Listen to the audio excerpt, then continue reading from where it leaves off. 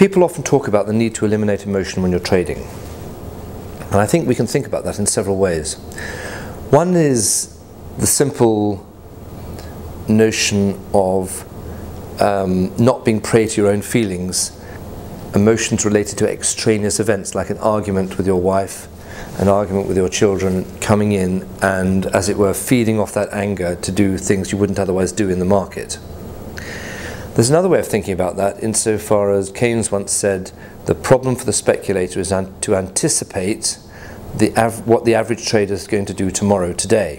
One way of understanding trading is to anticipate the emotions of the crowd and therefore access the emotions of the crowd without being part of the emotions of the crowd. So this is what I term the sliver of ice in the trader's heart, that he sees what's happening around him and uses it for his own purposes. So he sees when the crowd is too greedy without being greedy himself. That's when he begins to think of selling. He sees when that crowd is too frightened, and that's when he begins to buy. You may say, well, how is an assessment of other people's emotions and staying unemotional yourself part of technical trading or technical analysis in trading?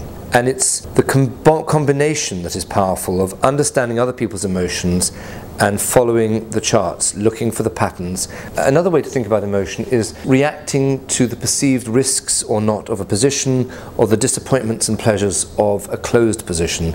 And that is another sort of emotion that needs to be contained and put to one side. The way to do that is not to place too much reliance on the success or failure of any one trade, but to realize that trading is a succession of trades. The problem is not to win every one, but to win more than you lose. And so losing trade is part of natural cycle of trading a percentage game.